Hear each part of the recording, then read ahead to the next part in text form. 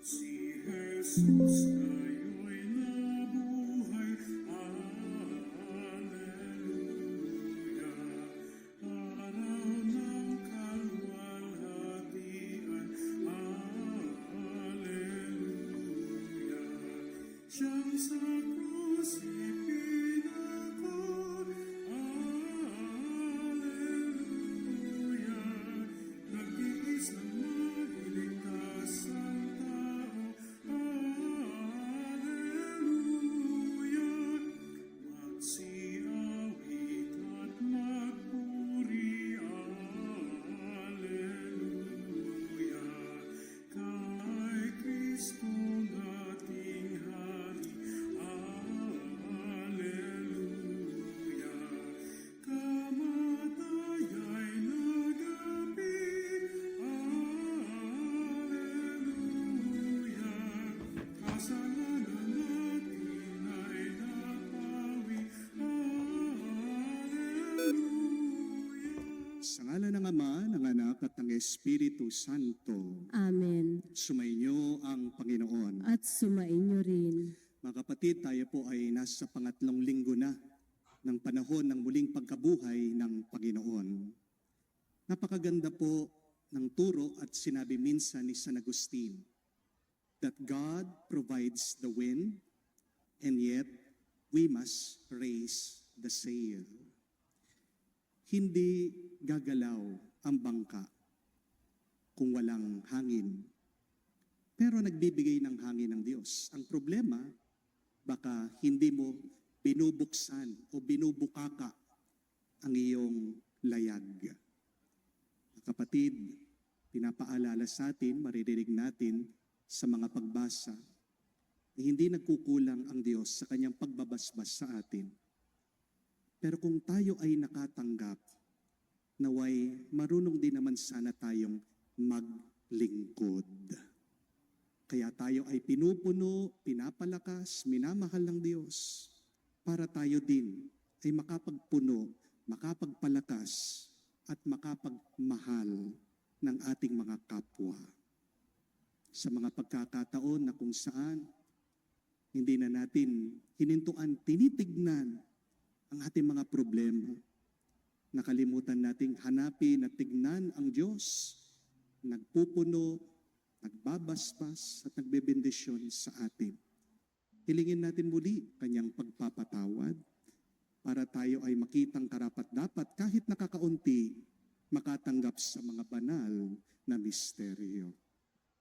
Inaamin ko Sa makapangyarihang Diyos at sa inyo mga kapatid, na lubha akong nagkasala sa isip, sa salita, sa gawa at sa aking pagkukulang. Kaya isinasamo ko sa mahal na Birheng Maria, sa lahat ng mga anghel at mga banal, at sa inyo mga kapatid, na ako'y ipanalangin sa Panginoong ating Diyos. kaawaan tayo na makapangyarihang Diyos, patawarin tayo sa ating mga kasalanan at patnubayan tayo sa buhay na walang hanggan. Amen. Panginoon, kaawaan mo kami. Panginoon, kaawaan mo kami. Kristo, kaawaan mo kami. Kristo, kaawaan mo kami. Panginoon, kaawaan mo kami. Panginoon, kaawaan mo kami. Gloria in excelsis Deo.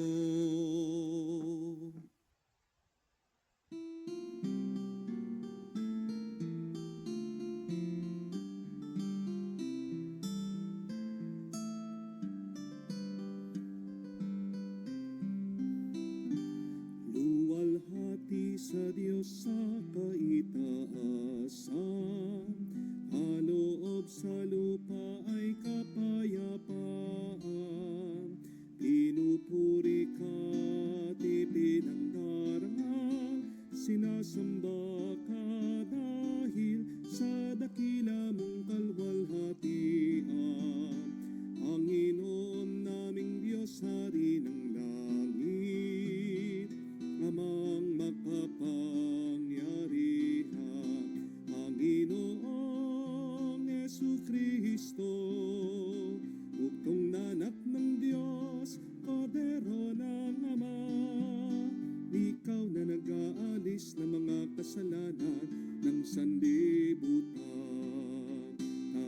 Tanggapin mo ang aming kahilingan, ikaw na naluluklok sa kanan ng Ama.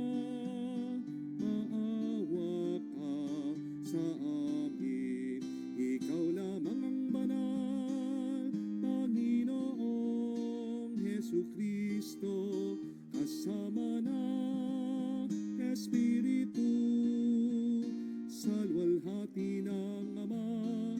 Amen, amen, amen, amen.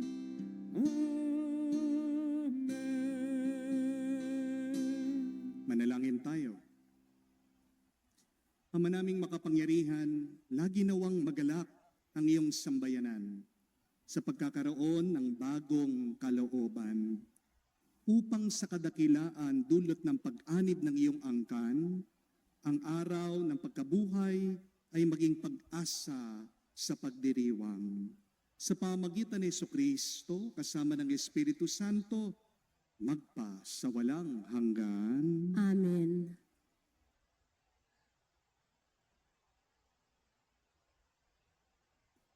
Pagbasa mula sa mga gawa ng mga apostol. Noong mga araw na yon, ang mga apostol ay sinisayasat ng pinakapunong saserdote. Mahigpit naming ipinagbawal sa inyo ang pangangaral sa pangalan ng Jesus na iyan, wika niya. Ngunit tingnan ninyo ang inyong ginawa. Laganap na sa Jerusalem ang inyong aral at ibig pa ninyo kaming panagutin sa pagkamatay ng taong iyan. Ngunit sumagot si Pedro at ang ibang mga apostol, ang Diyos ang dapat naming sundin, hindi ang tao. Ang Diyos ng ating mga ninuno ang muling bumuhay kay Jesus na pinatay ninyo ng inyong ipabitay sa krus. Iniakyat siya ng Diyos sa kanyang kanan bilang tagapanguna at tagapagligtas upang bigyan ninyo ng pagkakataon ang mga Israelita na magsisit tumalikod sa kanilang mga kasalanan at sa gayon sila'y patawarin.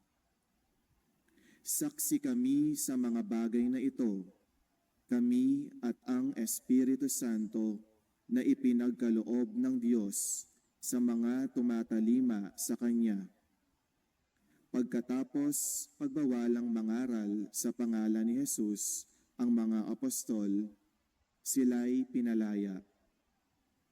Galak na umalis ang mga apostol sa harap ng Sanhedrin sapagkat minarapat ng Diyos na sila'y malagay sa kahihiyan alang-alang sa pangalan ni Jesus.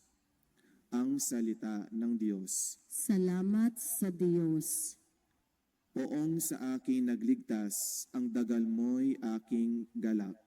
Puong sa akin nagligtas, ang dangal mo'y aking galak. O Panginoon ko, sa iyong ginawa, kita'y pinupurit, ako'y iniligtas. Kaya ang kaaway ay di na nakuhang matuwa't magalak. Mula sa libingang daigdig ng patay, hinango mo ako at muling binuhay. Ako nakasama nilang napabaon sa kailaliman. Puong sa akin nagligtas, ang dangal mo'y aking galak. Purihin ang poon. Siya ay awitan ng lahat ng tapat na mga hinirang. Iyong gunitain ang mga ginawa ng Diyos na banal. Ang kanyang ginawa ay alalahanin at pasalamatan. Hindi nagtatagal yaong kanyang galit at ang kabutihan niya'y walang wakas. Ang abang may hapis at tigmak sa luha, sa buong magdamag, sa bukang liwayway ay wala ng lungkot, kapalit ay galak. Puong sa akin nagligtas, ang dangal mo'y aking galak. Kaya't ako'y dinggin, ikaw ay mahabag sa akin. O poon, ako ay pakinggan, mahagbag ka poon, Ako ay dinggin mo at iyong tulungan. Nadama ko'y galak ng iyo'y hubarin ang aking panluksa. Sa pasasalamat sa iyo, O Poon, ay di magsasawa. Poong sa aking nagligtas, ang dangal mo'y aking galak.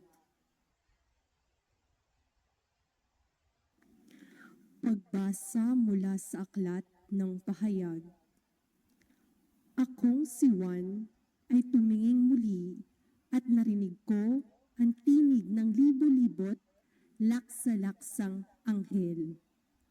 Sila'y nakapaligid sa trono, sa apat na nilalang na buhay at sa matatanda.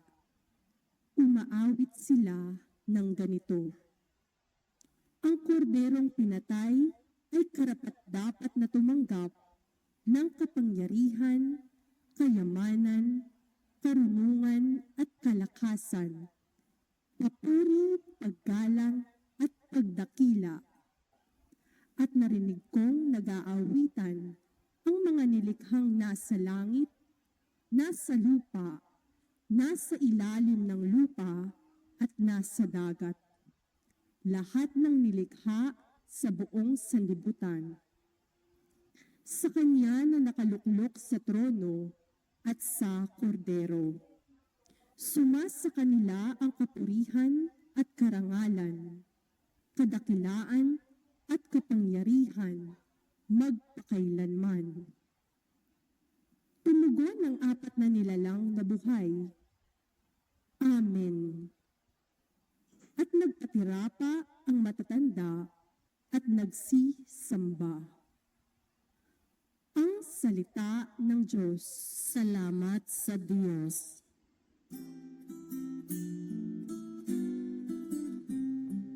Alleluia, alleluia, alleluia, alleluia, alleluia, alleluia, alleluia,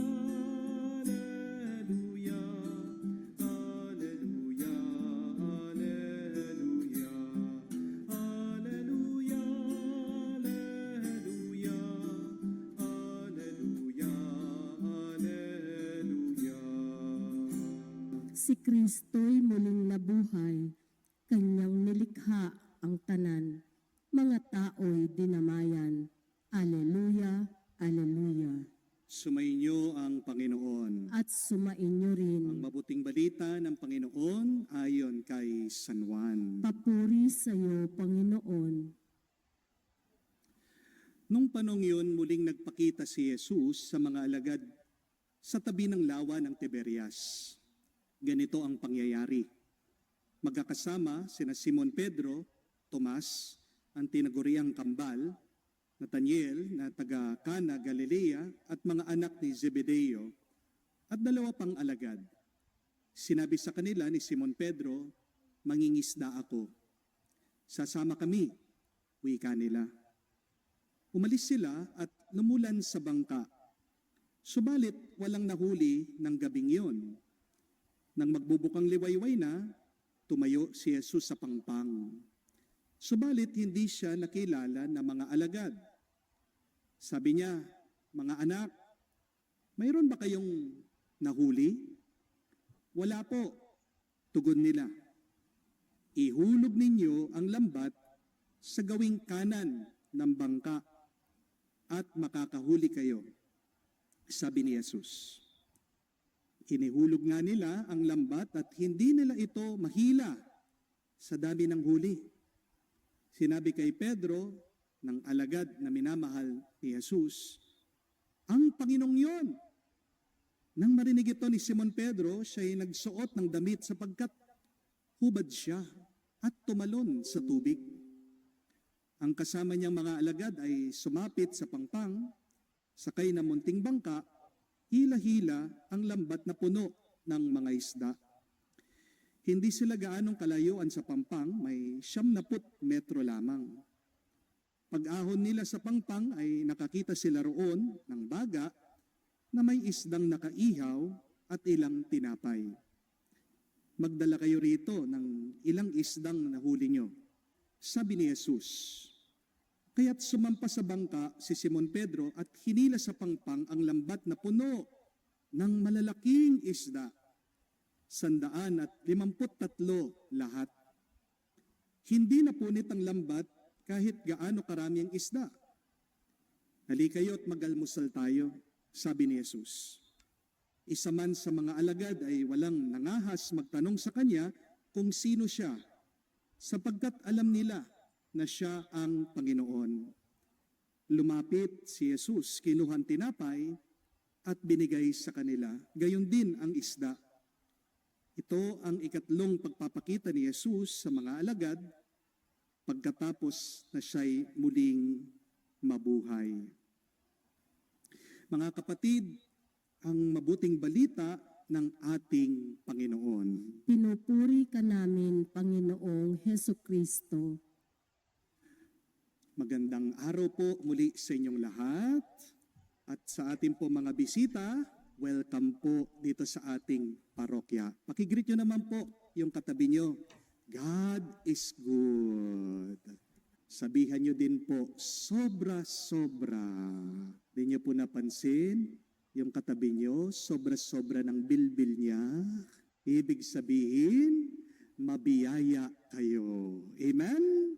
Ang dami pong nagtatanong sa akin ngayon, Father, kailan po kayo aalis sa parokya? Father, saan po kayo malilipat na church?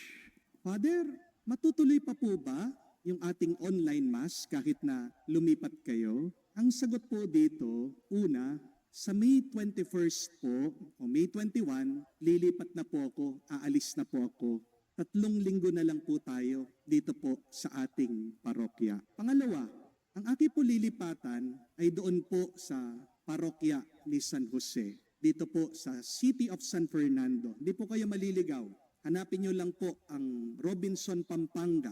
Doon po sa likod nun, meron pong daan. Pagtanong nyo lang po ako, alam na alam po nila yung parokya ni San Jose. Kung kayo po ay gagamit naman ng daan ng NLEX, mag-e-exit lang po kayo sa San Fernando exit. So, hindi po kayo maliligaw. Pagtanong nyo lang po, San Jose Parish. Yun po ang aking bagong parokya. At panghuli, opo, tuloy na tuloy pa rin po ang ating mga online mass. Kasi alam ko po marami ang umaasa dito po sa ating misa. Yung ating mga kapatid na OFW, na malalayo po sila sa mga Catholic Church sa ibang bansa. Yung ating pong mga kapatid na may sakit, na nasa loob po ng kanilang mga tahanan, palaging nagsisimba, humihiling na mabilis sa kagalingan. Ganyan din po yung mga depressed, na humuhugot ng inspirasyon sa ating pong misa. Alam ko din po marami sa inyo mga nagtatrabaho na gusto talaga magsimba araw-araw pero dahil very busy, kaya dito na lang po sila sa online mass. Nakikisalo sa atin. Huwag po kayong mag-alala. Tuloy na tuloy pa rin po ang ating online mass. Pero meron pong pang-apat na tanong sa akin. Ang sabi ng iba, Father, masaya ka ba? Excited ka ba na lilipat ka? Sa totoo lang po, aaminin ko sa inyo, hindi po ako masaya. Malungkot po ako sa aking pag-alis. Natural lang po ang malungkot dahil siyempre po 6 years din ako dito sa parokya. Siyempre, mimiss po natin yung ating mga parokyanos, ating mga naging kaibigan dito po sa parokya. Ayaw ko po pong umiyak. Pero naiiyak na ako. Pero alam niyo po kung ano pang kinalulungkot ko. Ang hirap pong mag-umpisa muli. Dahil pag lumipat ako, parang back to zero na naman ako. Lalong-lalo na sa nakaraang linggo, ang dami pong nangyaring problema dito po sa parokya, dito sa simbahang lilipatan ko. Share ko lang po sa inyo para maunawaan nyo. Unang-una po dyan, bumili po ako ng bagong camera. Napakamahal po. Gusto ko po yung pinakamagandang camera para malinaw po yung ating video. Higit kumulang po mga 80,000 pesos po ito para high definition na itong ating video. Yun lang po, pagka-install, ilang araw lang po, nasira. Dahil hindi ko po alam, meron tao doon, pinakialaman. inalis po yung pagkasaksak ng camera, dapat po hindi nyo naman talaga binubunot yung camera. Nakafix po yan. Nasira po yung microchip sa loob po ng camera. So inalis na naman namin, dinala po sa Maynila, pinacheck ko, at kailangan ko daw po ng 25,000 pesos para mapaayos lang yung kamerang yun. Sipin niyo po yun, hindi ko pa nagamit, nasira na. Pangalawang problema, last Sunday, may tumawag po sa akin doon. Basag daw yung mga speaker ng parokya. Kaya pina-check ko po, pina-investigate ko. Anong problema? Yun po pala, dahil nalaman na aalis na yung dating pare, papasok na ako. Yung po palang amplifier sa loob ng simbahan, pinahiram lang daw ng isang tao. At nakita na niya yung opportunity na i-pull out niya, kunin na niya kasi hindi naman po sa parokya. Kaya po pala nabasag, no? Sira yung tunog ng mga speaker. Kinuha ng tao yung amplifier. Nagtanong na naman po ako, magkano yung amplifier na bago bibilhin natin? Sabi po sa akin, ang aking nag-check ng sound system, Father, 62,000 po ang kailangan. Muntikan po akong mahulog sa aking upuan. Panghuli, last week din po nangyari ito. Habang nagmimisa po sila doon sa isang simbahan, sakop ko po doon sa bagong parokya ko. Dahil po siguro sa init, nagliyab po yung mga ilaw, na short circuit po ang kuryente, nasunog po ang kisame. Ang good news po, wala naman pong nasaktan, wala pong nasunog, wala pong nadamay na tao. Pero ang bad news po, ito, ubos po lahat yung chapel. Ang natira lang po, pader, kisame, bubungan, upuan, altar. Ang naligtas lang po, mangilan-ngilan na mga poon o santo. Talagang walang-wala po. Papalipat pa lang po ako nasunugan na ako doon sa isang chapel ko. At ina-estimate ko po magkanong kailangan para pagawa yung chapel na yon. Siguro po kailangan ko ng mga 5 million para lang po mapaayos ulit. Napakapalad ko po, no? Papalipat pa lang ako. Sinalubong na ako. Sobrang daming problema. Kaya nga po, since last week, nagdadasal po ako sa Panginoon. Sabi ko, Lord, bakit ganyan ka? Papalipat pa lang ako, mag-uumpisa na naman ako. Ang dami mong pagsubok na binibigay sa akin. Bakit naman, Lord? Para saan ito, Panginoon? Anong mensahe mo sa akin, O Jesus? Yan po yung aking sinasabi sa aking pagdarasal. At habang ako po ay nalulungkot sa nangyari, nagdasal po ako sa Panginoon, naghahanap ako ng sagot, ito po ang pinakitang tugon ng Diyos sa akin sa pamamagitan po ng ating mabuting balita. Ang sabi sa akin ng Panginoon, ang pinakita niya, Father Joel, huwag kang mag-alala kasi nauna na ang isda sa iyo. The fish comes first. Ano pong ibig sabihin nun? Balikan niyo po ang Ebanghelyo. Bumalik na naman po dun sa eksena na talagang walang-wala yung mga apostol. Pinatay ang kanilang maestro, pinako sa krus, wala na silang sinusundan, wala na silang pinuno, wala din silang pera. Anong ginawa nila? Bumalik sila dun sa dating gawin nila. Sila po'y nangisda. Itong si Pedro kasama ng ibang apostol. At habang sila nangingisda, buong gabi, wala na naman silang nakuha. Butata sila. Doon daw nagpakita ang muling nabuhay na Panginoon, si Jesus. Nandun siya sa dalampasigan. At sabi ng Panginoon, ihulog niyo yung inyong lambat doon sa dakong kanan. At nung hinila nila, sobrang daming isda yung nakuha nila. Ang tanong, paano sila nakakuha ng sobrang dami? Dahil ba magaling sila? Hindi. Itong pinapaalala sa atin ng Panginoon. Siya ang nagpuno doon sa kanilang lambat. Ang Panginoon ang nag-utos doon sa mga isda na pumasok doon sa kanilang lambat. At yan din po ang pinapaalala ng Panginoon sa ating lahat. Di lang po sa akin. Kung man tayo'y magtatagumpay sa buhay, hindi dahil tayo'y magaling, hindi dahil tayo'y marunong, tayo'y magtatagumpay dahil ang Diyos ay magaling, dahil ang Diyos ay mabuti. Amen? Remember that, my dear friends. Your success in life does not depend on your goodness, but you will succeed in life because it depends on the goodness of God. At pinapaalala po sa atin ng Panginoon, kapag walang-wala tayo, tutulungan niya tayo. Amen? Hindi naman tayo hahayaan na magutom ng Diyos. Magkulang ka man, mahirapan ka man, nagmamasid, nagbabantay palagi ang Panginoon. Alam niya ang pangangailangan mo. Amen? God will provide. God will give you what you need. Pansinin niyo po ang kwento. Kahit na nakahuli daw sila ng sobrang daming isda, 153 po. Ano pong ibig sabihin ng 153 isda? Sabi po ng mga nag-aral, yun daw po yung mga bilang na alam nilang species o uri ng isda noong panahon. Ibig sabihin, talagang kinumpleto ng Diyos. Binigay sa kanila lahat ng klaseng isda. Pero kahit na binigay na ng Panginoon lahat-lahat sa kanila, nung pagdating nila doon sa dalampasigan, ano po nangyari? May naghihintay ng isda na nakaluto para sa kanila. Hindi lang po isda, meron pang kasamang tinapay. Gumawa na po ng baga ang Diyos, nagluto na siya para sa kanila. Look at that.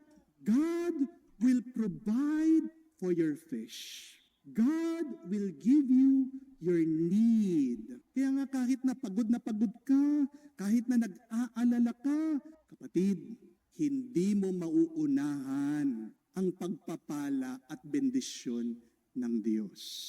Bago pa yung problema mo, nauna na ang sagot at grasya ng Diyos para sa iyo. Amen? It is not our problems that came first. It is God who came first. Because in the beginning, there was God.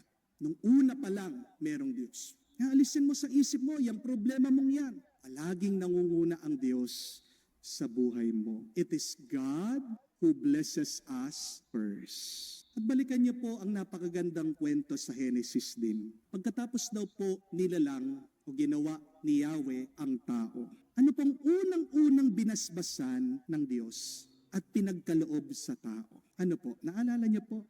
It is the fish. Ang isda po. God first blessed the fish, gave it to man for his dominion. Ano pong ibig sabihin nito? Hindi tayo hahayaan ng Diyos na magutom.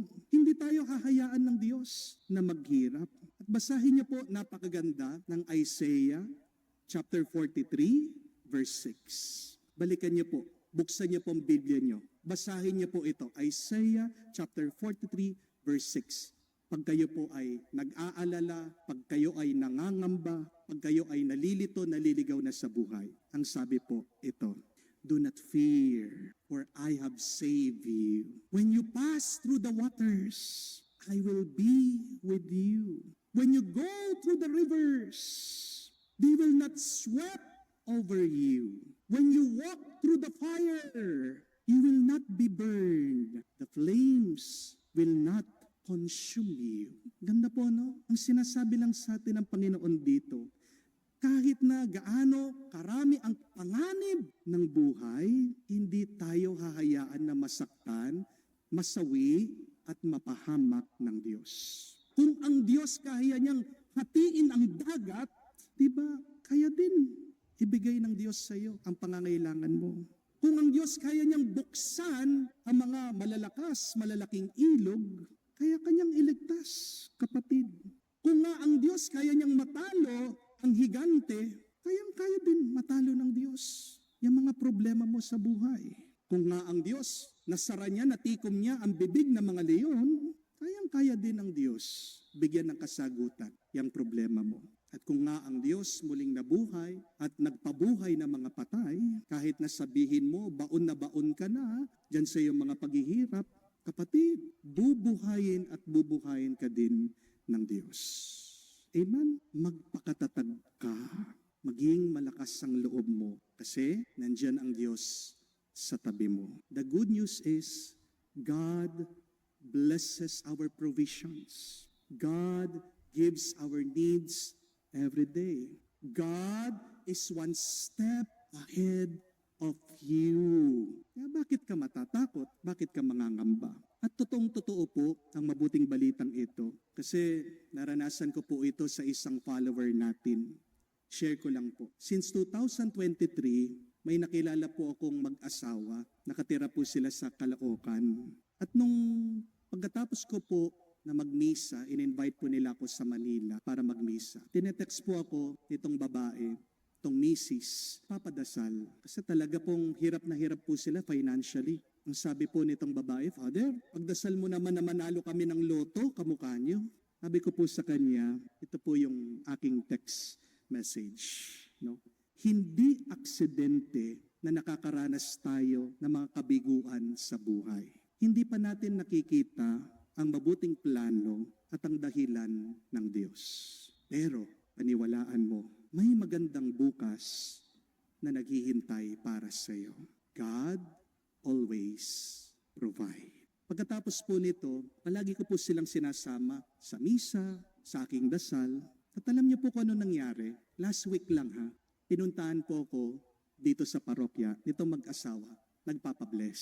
Kasi answered prayer. Ito pong mister niya, itong lalaki, nakakuha po ng trabaho, paalis na po sa May 21, pupunta siya sa Europe para magtrabaho. Wow, God is good. Sobra-sobra. Kahit na napakatagal po, sumagot ang Diyos. Paano? Nag-email lang daw po siya, naghihintay sila, kala nga nila wala. Sumagot po, at ngayon nakuha na siya. Minsan, yung sagot ng Diyos sa atin, nandyan lang sa tabi natin. Di po ba? Yung sagot sa gutom, sa lungkot ng mga apostol, nandun na, hawak-hawak nila. Yung lambat, tutulong din ang Diyos. Maniwala ka na una na ang isda para sa iyo. Your fish came first. It means what you need, God has prepared and God will give it to you in God's time. Kaya purihin po natin at pasalamatan ang Diyos palagi dahil siya ay mabuti ngayon at magpakailanman. Amen. Tumayo po tayo. Sumasampalataya ako Sa Diyos, amang makapangyarihan sa lahat na may gawa ng langit at lupa.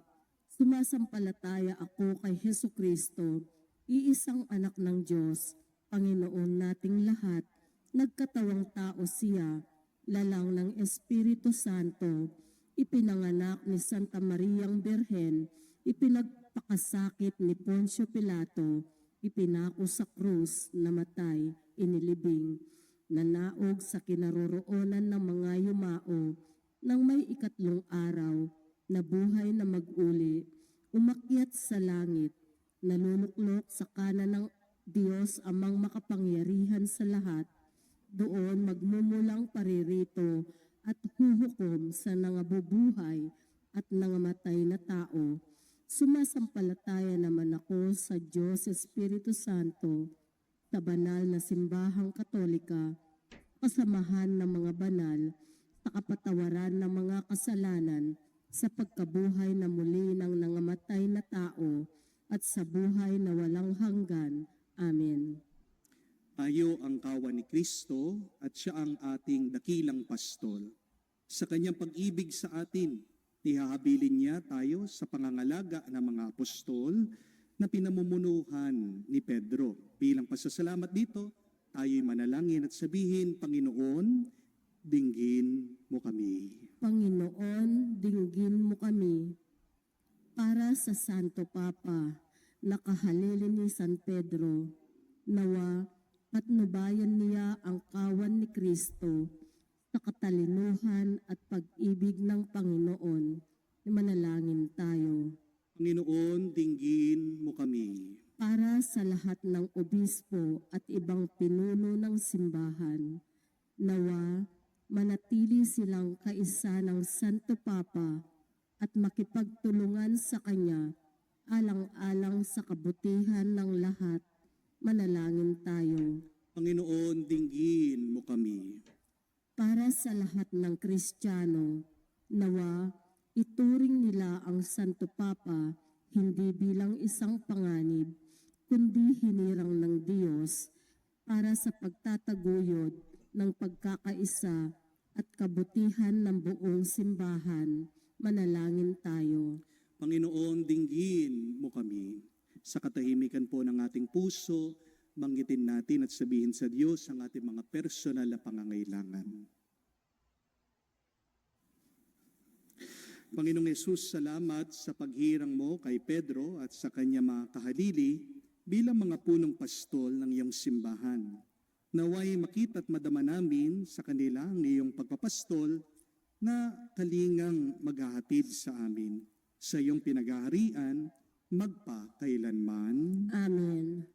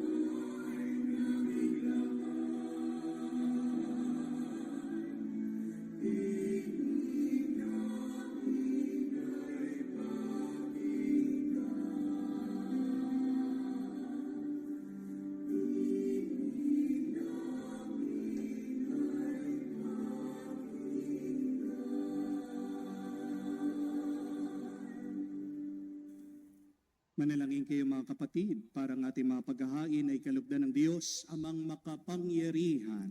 Tanggapin nawa ng Panginoon itong paghahain sa iyong mga kamay sa kapurihan niya at karangalan sa ating kapakinabangan at sa buong sambayanan niyang banal. Ama naming lumikha, tanggapin mo ang mga alay ng iyong sambayanang natutuwa, ang pagkabuhay ng iyong anak na niloob mong aming katuwa ngayon ay papagbaguhin mo ng galak na mananatili sa amin habang panahon.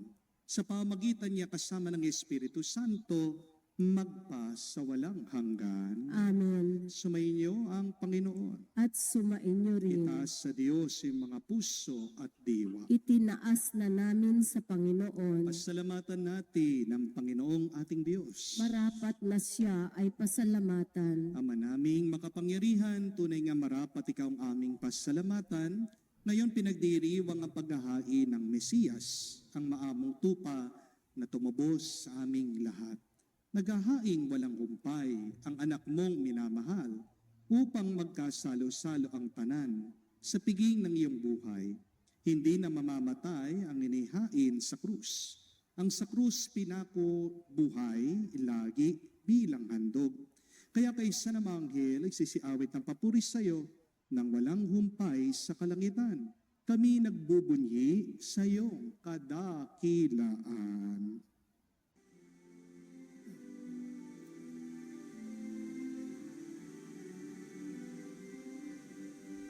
Santo, Santo, Santo, Panginoong Diyos ng mga hukbo, napupuno ang langit at lupa na kadakilaan mo. Hosana, Hosana, sa kaitaasan, pinagpala ang naparirito. Sa ngalan ng Panginoon, Hosana, Hosana, sa kaitaasan, Hosana, Hosana, sa kaitaasan.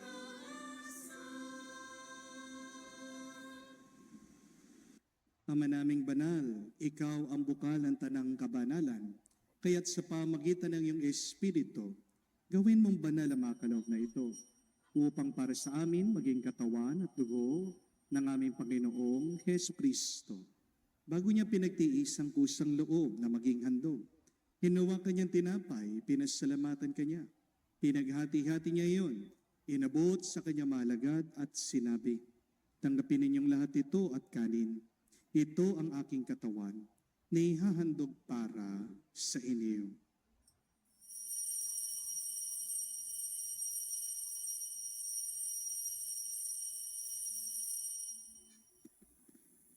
Gayon din naman na matapos ang hapunan, hinawakan niya ang kalis. Muli kanyang pinasalamatan. Inabot niya ang kalis sa kanyang malagad at sinabi, tanggapin ninyong lahat ito at inumin. Itong kalis ng aking dugo, ng bago at walang hanggang tipan ng aking dugo na ibubuhos para sa inyo at para sa lahat. Sa ipagpapatawad ng mga kasalanan, gawin ninyo ito sa pag-alaala sa akin.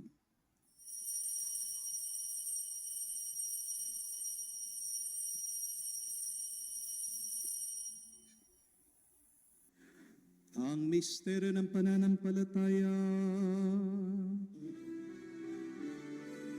Aming ipinahayag na namatay ang iyong anak, nabuhay bilang Mesiyas at magbabalik sa wakas para mahayag sa lahat. Ama, ginagawa namin ngayon ang pag-alaala sa pagkamatay, muling pagkabuhay ng iyong anak. Kaya tinialay namin sa iyo ang tinapay nagbibigay buhay at ang kalis na nagkakaloob ng kaligtasan. Kami nagpapasalamat dahil kami yung minarapat na tumayo sa harap mo para maglingkod sa iyo. Sinasamo namin kami magsalo-salo sa katawan at dugo ni Kristo ay mabuklod sa pagkakaisa sa pamagitan ng Espiritu Santo. Ama, lingapin mong iyong simbahan, laganap sa buong daigdig. Puspusin mo kami sa pag-ibig. Kaisa ni Florentino, ang aming arsobispo at ng tanang kaparian. Alalahanin mo rin si Francesco, tinawag mo na mula sa daigdig na ito. Nung siya'y binyagan, siya'y nakaisa ni Kristo sa pagkamatay. Ngayon siya'y pumanaw, naway makaisa siya ni Kristo sa pagkabuhay. Alalahanin mo rin ang aming mga kapatid na nahimlay, may pag-asang sila'y muling mabubuhay. Gayon din naman lahat ng mga pumanaw. Kawan mo sila't patuloyin sa iyong kaliwanagan. Kawan mo at pagindapatin kaming lahat, makasalo sa iyong buhay na walang wakas. Kaisa na mahal na Birhen Maria, Ina ng Diyos. Kaisa ni San Jose, ang kanyang malwalhating espos. Kaisa ng mga apostol, lahat ng mga banat, na namuhay dito sa daigdig na kalugod-lugod sa iyo.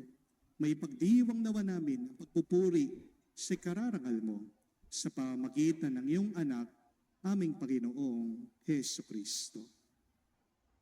Sa pamamagitan ni Kristo, kasama niya at sa Kanya, ang lahat ng parangal at papuri ay sa iyo, Diyos Ama, makapangyarihan, kasama na Espiritu Santo, magpasawalang hanggan. Amen, Amen, Amen.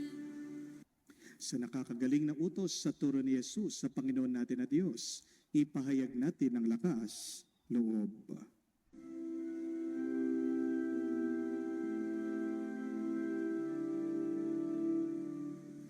Ama namin, sumasalangit ka, sambahin ang ngalan mo, mapasa amin ang kaharian mo,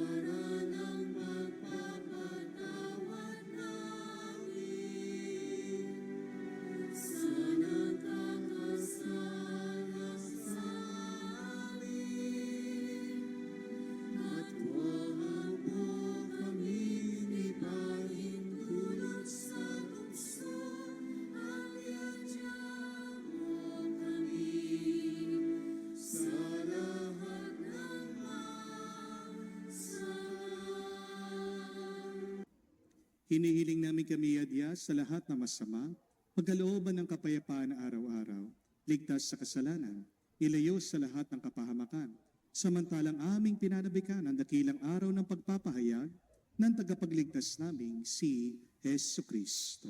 Sapagkat iyo ang kaharian at ang kapangyarihan at ang kapurihan magpakailanman. Amen. Panginoong Yesu Kristo, sinabi mo sa mga apostol, kapayapaan ang iniiwan ko sa inyo. Ang aking kapayapaan binibigay ko sa inyo. Tunghayan mo ang aming pananampalataya. Huwag ang aming pagkakasala.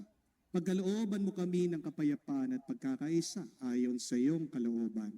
Kasama ng Espiritu Santo, magpa sa walang hanggan. Amen. Kapayapaan ng Panginoon ay laging sumainyo. At sumainyo rin. Magbigayan po tayo ng kapayapaan sa bawat isa. Piso niyo po, kapayapaan po sa inyong lahat.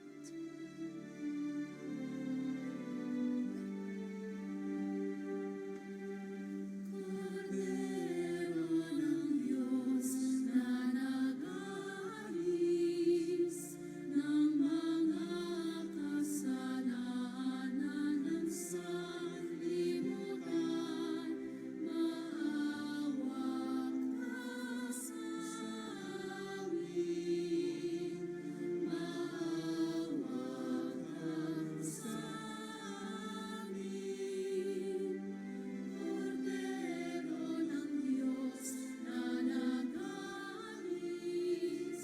ng mga kasalanan ng sanlibutan, maawa ka sa amin. Maawa ka sa amin. Cordero ng Diyos na nag-aalis ng mga kasalanan ng sanlibutan, ipagkaloob mo sa amin ang kapayapaan.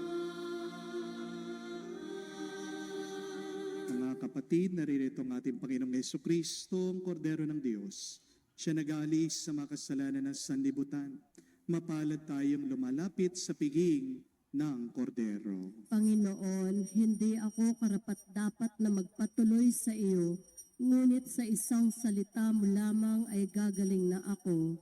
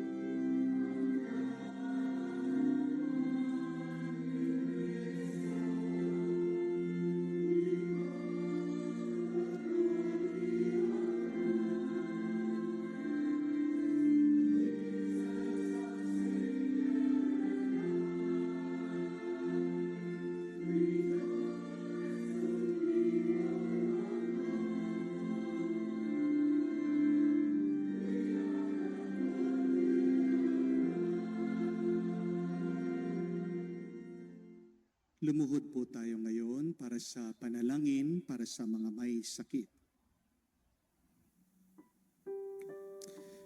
Panginoong Yesus, lumalapit po kami sa iyo ngayon upang idulog ang kagalingan ng mga may sakit.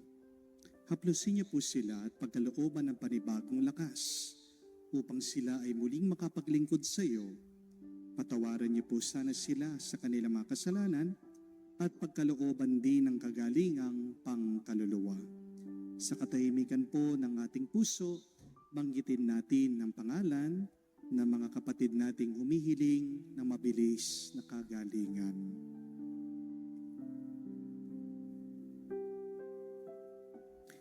Hinihiling namin ito sa ngalan ni Kristo, aming Panginoon. Amen. Panalangin para sa mga OFW. Ama, pinapanalangin namin sa iyo ang natatanging kahilingan ng lahat ng mga nagtatrabaho sa ibang bansa. Tulungan mo sila bawat sandali ng kanilang buhay habang nasa ibang bansa. Palakasin mo sila kapag pinanghihinaan sila ng kalooban. Pagalingin mo sila tuwing nagkakasakit. Aluin mo sila kapag nalulungkot sila. Ilayo mo sila sa anumang masama at kapahamakan upang magpatuloy sila lagi sa kanilang buhay.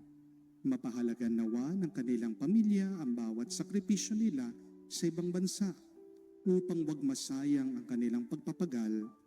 Kaawaan at pagkalooban mo ng biyaya ang lahat ng mga OFW dahil sa iyo lamang aasa at wala ng iba pa. Ang lahat ng ito ay aming hangin sa ngalan ni Jesus. Amen. Banal na mukha ni Jesus. Kaawaan mo kami. Manalangin tayo. Ama naming mapagmahal, tunghayan mo at lingapin ang iyong sambayanan na minarapat mong makinabang sa piging ng magpakailanman. Pagkaloob mo kami malwalhating makarating sa pagkabuhay na magtatapok sa amin sa iyong piling. Sa pamagitan ni Jesucristo kasama ng Espiritu Santo, magpa sa walang hanggan. Amen. Para mawala ang ating mga takot at pangamba, panghawakan natin ang mabuting balita na palaging nauuna ang Diyos kaysa sa ating mga problema.